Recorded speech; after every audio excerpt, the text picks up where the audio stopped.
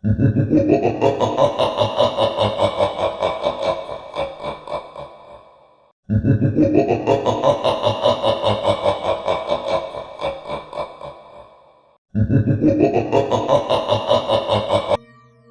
इंसानी हद से कोई दूर हो जाता है, जब काल चक्र के अंदर कोई फंस जाता है, जो ना इंसान रह पाता है ना वो मोक्ष प्राप्त कर पाता है, वो एक कैटेगरी होती है भूत प्रेतों की।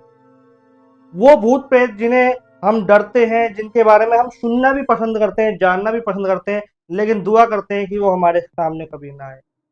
विज्ञान आज तक पूरी तरीके से जवाब नहीं दे पाया है कि भूत प्रेत हैं या नहीं है।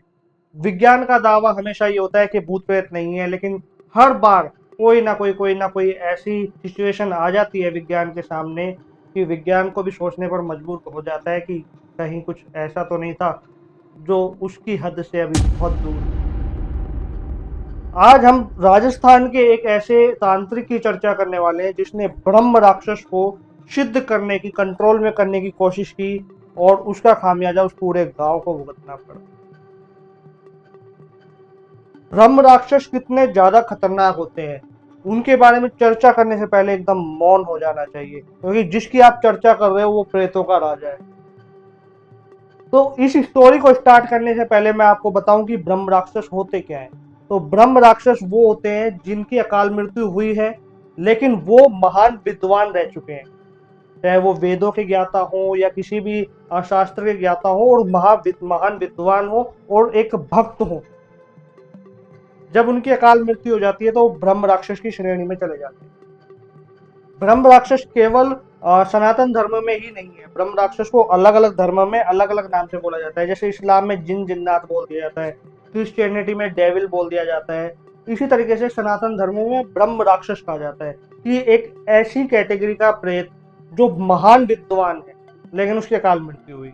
अब ब्रह्म राक्षस कितने प्रकार के होते हैं? तो दो प्रकार के ब्रह्म राक्षस होते हैं। एक होते हैं सात्विक ब्रह्म राक्षस, एक होते हैं तामसिक ब्रह्म राक्षस। जो सात्विक ब्रह्म राक्षस है, जो भक्ति करते करते जिनकी अकाल मृत्यु हो गई, वो केवल और केवल भक्त के पास जाते हैं ब्रह्म राक्षस की श्रेणी में आकर, कि भक्त के नाम के जप के कारण उसको मोक्ष मिल जाए। केवल भक्त के पास जाएंगे जो सच्चे भक्त है कि हाँ, इनसे मैं कनेक्ट कर पाऊंगा और ये मेरा मोक्ष का मार्ग खोलेगा। ये होते हैं सात्विक ब्रह्म राक्षस, जिनको कंट्रोल में करना चाहिए भी नहीं और ये किसी का नुकसान भी नहीं करते। दूसरे होते हैं तामसिक ब्रह्म राक्षस।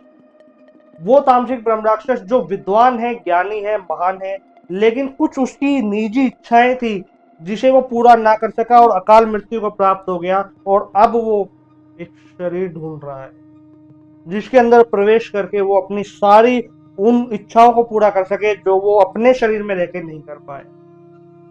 ये सबसे ज्यादा खतरनाक होते हैं, इनको सिद्ध करना भी बहुत मुश्किल होता है, और यकीन मानो यदि ये किसी के पीछे पड़ गए ना तो इनको छुड़ाना भी बहुत मुश्किल होता है। तो आज हम उसी तामसिक ब्रह्म राक्षस की बात करने वाले हैं हमारे इस एपिसोड में, कि कैसे एक तांत्रिक ने बिना नॉलेज के एक ब्रह्म राक्षस को सिद्ध करने की कोशिश की और उसका जो खामियाजा है पूरे गांव को भुगतना पड़ा। नमस्कार दोस्तों, मेरा नाम गौरव है। अगर आप मुझे नहीं जानते, इस चैनल पे पहली बार आए हैं तो सब्सक्राइब जरूर कर लेना। इस चैनल पे मैं आपके लिए पैरानॉर्मल, मिस्टीरियस और स्पिरिचुअलिटी से रिलेटेड वीडियो लेकर आता रहता हूँ। तो अब हम ब्रह्म राक्षस की जब बात कर रहे हैं तो ये घटना है अलवर की। अलवर के पास एक गांव है जिसे कहा जाता है भांगड़, जो एशिया का सबसे हॉन्टेड किला है। भांगड़ की स्टोरी हम सबने सुन रखी है, लेकिन ये प्रॉपर भांगड़ की स्टोरी नहीं है। भांगड़ के पास में ही एक गांव होता है, उस गांव की ये कहानी। उस गांव में क्या हुआ कि एक कोई तांत्रिक बाबा रहते थे। अब तांत्रिक बाबा के मन में यह था कि मैं इतना महान तांत्रिक बन जाऊं, इतना बड़ा तांत्रिक बन जाऊं कि देश विदेश से लोग आके मुझे पूजें। वो अपने गुरु के पास जाते हैं और गुरु से बोलते हैं कि मुझे ऐसी सिद्धि बताओ कि मेरे बराबर कोई भी तांत्रिक ना हो। तो उसे गुरु बोलते हैं कि बेटा, ये तेरी जो नासमझी है और इस चक्कर में मत पड़ना, और अब तक जो मैंने तुझे सिखाया है उससे गलत उपयोग भी मत करना। अब जो वो तांत्रिक होता है, जो चेला, वो थोड़ा क्रोध में आ जाता है कि मेरे गुरु ने मुझे नहीं सिखाया, मेरा गुरु नहीं चाहते कि मैं उनसे भी आगे बढ़ जाऊं। तो वो अपने गुरु का आश्रम त्याग देता है और एक पुराने से खंडर टाइप की जगह पे जाके रहने लगता है। अब तांत्रिक को उसके गुरु ने सब कुछ सिखाया था, सारे प्रेतों को कंट्रोल में करना सिखाया, सब कुछ सिखाया, लेकिन एक ब्रह्म राक्षस जो था उसके बारे में बताया, उसको सिद्ध करना नहीं सिखाया, क्योंकि वो गुरु जानते थे कि हाँ, यदि ये गलत हाथों में ये विद्या चली जाए तो हो सकता है कि लोक कल्याण की जगह लोक विनाश हो जाए। लेकिन उस जो चेला था तांत्रिक, उसको ये मालूम था कि ब्रह्म राक्षस जैसा कुछ होता है जो मुझे संसार का सभी सुख लाके देगा, जो मुझे उस पद पे बैठा देगा जिस पद पे जाने के लिए लोग कई जन्म ले लेते हैं, क्योंकि जब प्रेतों का राजा मेरे वश में होगा ना तो कोई मुझे हरा नहीं पाएगा। अब उसने कहीं ना कहीं से कभी किताब पढ़ के, किसी से पूछ के सारी जानकारी प्राप्त की कि कैसे ब्रह्म राक्षस को सिद्ध किया जा सकता है, और वो लग गया ब्रह्म राक्षस को सिद्ध करने में।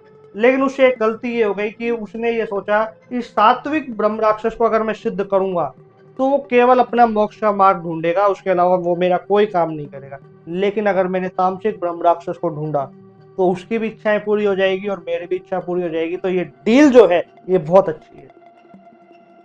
ये सोच के उसने 14 की रात, दिवाली पर, जब छोटी दिवाली होती है ना जिसे 14 की रात बोलते हैं, उसके दिन रात के टाइम पे अंधेरा, उस अंधेरे में, उस खंडर में उसने ब्रह्म राक्षस को सिद्ध करने की कोशिश की। देखिए, जितने भी तांत्रिक क्रियाएं जो होती हैं वो ज्यादातर दिवाली पे या होली पे होती हैं और वो बहुत ही प्रभावशाली भी होती है। तो ऐसा ही उस तांत्रिक ने किया, उस ब्रह्म राक्षस को सिद्ध करने की कोशिश की। सबसे पहले तो उसने देखा कि मेरे आसपास कोई ब्रह्म राक्षस है भी या नहीं। तो जब उसने चेक किया तो उसको फील हुआ कि मेरे से 8 से 9 किलोमीटर दूर किसी पेड़ के आसपास में कोई है जिसे आप ब्रह्म राक्षस कह सकते हैं। अब वो जो तांत्रिक बाबा होते हैं वो उस ब्रह्म राक्षस को सिद्ध करने की कोशिश करते हैं। तो पूरा जो उनका कर्म कांड का तरीका होता है उसको पूरा सेट करके और उस ब्रह्म राक्षस का आह्वान कर रहे होते हैं। लेकिन जब आप किसी ऐसी एनर्जी को बुला रहे हो जिसके बारे में आप नहीं जानते या आपके गुरु आपके पास नहीं बैठे हुए, तो यकीन मानिए वो एनर्जी को आप सहन नहीं कर पाओगे।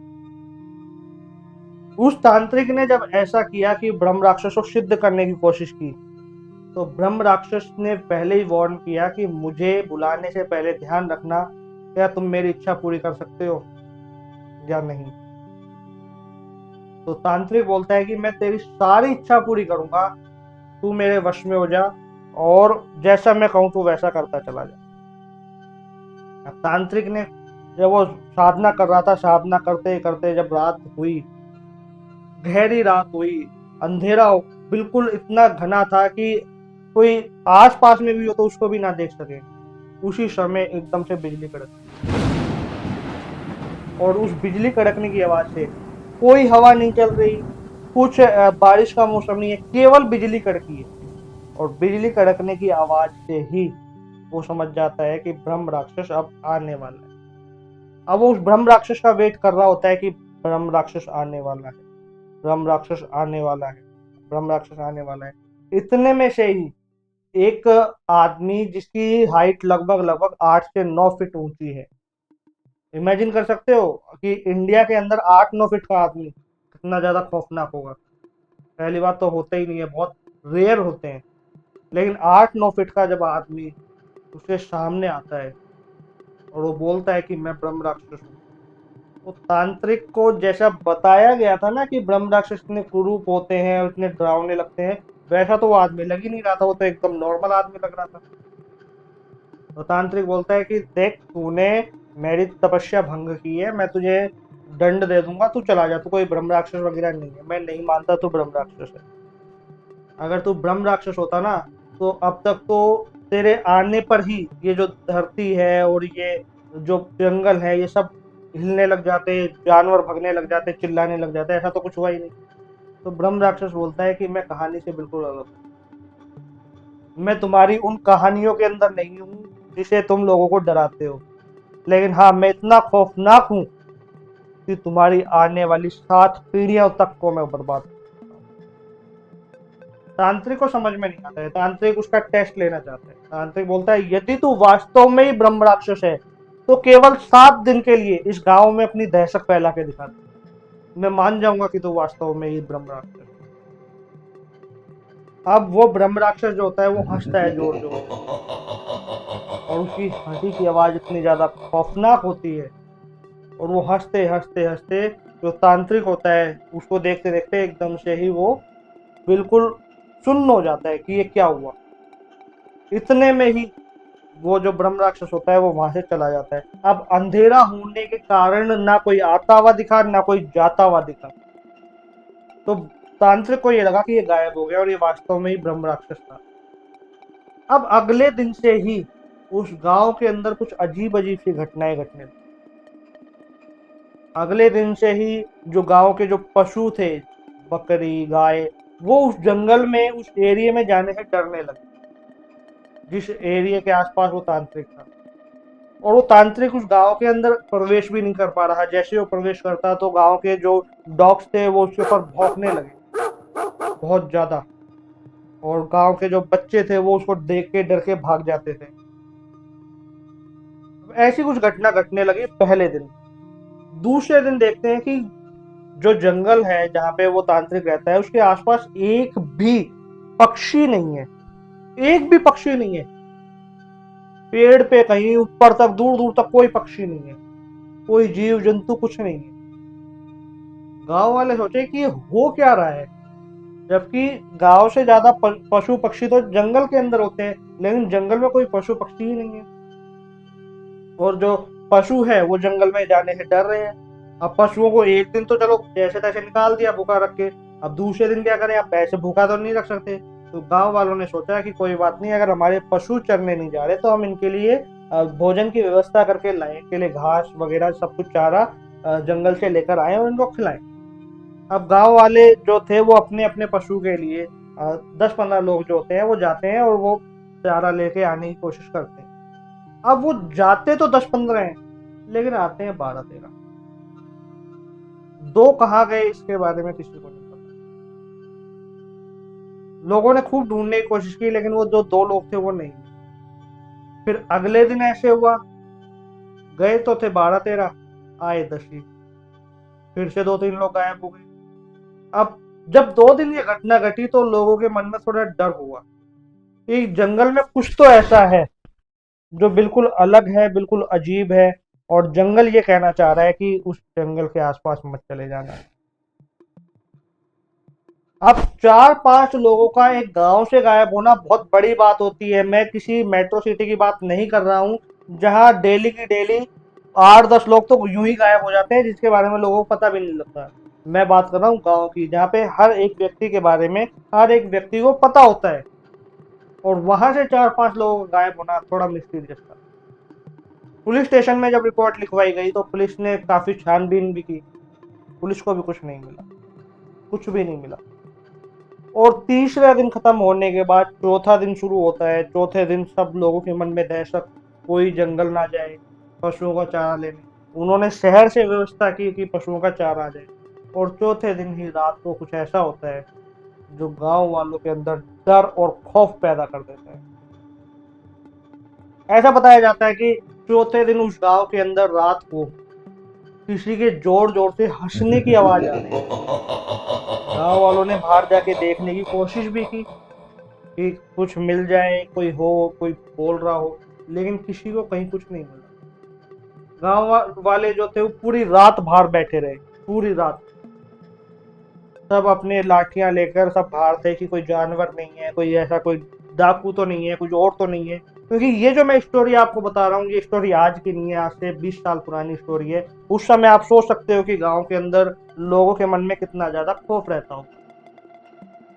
अब उस जगह पे जब कोई नहीं मिला और पूरी रात वो जब जागते रहे तो दूसरे दिन वो सारे सो जाते हैं, और लगभग 2 या 3 बजे से वो उठते हैं दोपहर।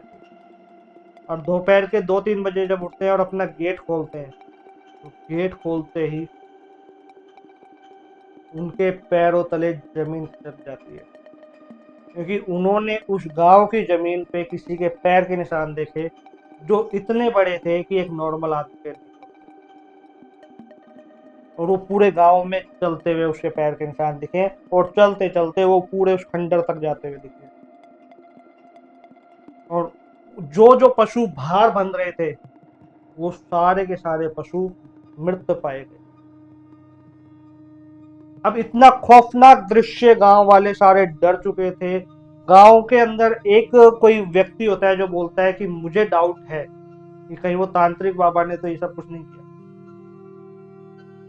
हो सकता है कि वो तांत्रिक बाबा ही रहा हो जिसने हमारे इस गांव का जो सत्यानाश कर दिया, इस गांव को बर्बाद कर दिया। अब गांव वाले सारे अपने हथियार लेके, लाठी वाठी लेके उस तांत्रिक को ढूंढने निकलते हैं दिन के अंदर ही। इस तांत्रिक को तो मारना पड़ेगा। अब सब लोग जब उस तांत्रिक को ढूंढने निकलते हैं तो ये बात तांत्रिक को पता लग जाती है, और तांत्रिक वहां से जिस खंडर में वो रहता था भागने की कोशिश करता है, लेकिन पूरा गांव जो होता है उसको घेर लेता है, और घेरने के बाद उसकी खूब पिटाई होती है, खूब पिटाई होती है उस तांत्रिक की।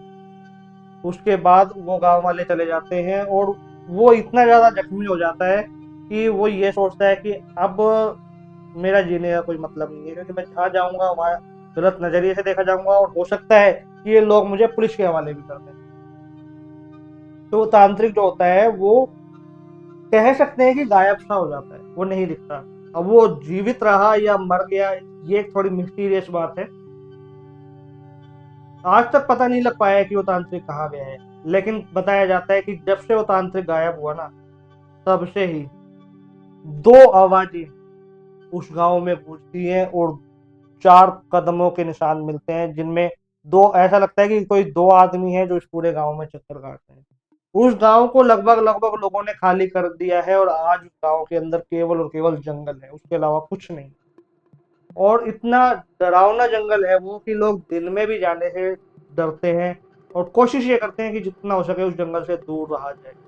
उसके बाद काफी ऐसे महात्माओं को और काफी ऐसे बाबाओं को बुलाया गया कि वहाँ कोई पूजा पाठ करवा के उसको सही कर सके, लेकिन वो चीजें तो सही हो गई, वहाँ पे पशुओं का आना भी शुरू हो गया, बट आज भी न जाने क्यों वहाँ पे ऐसा लगता है कि कोई हंस रहा है या कोई हमारे साथ चल रहा है।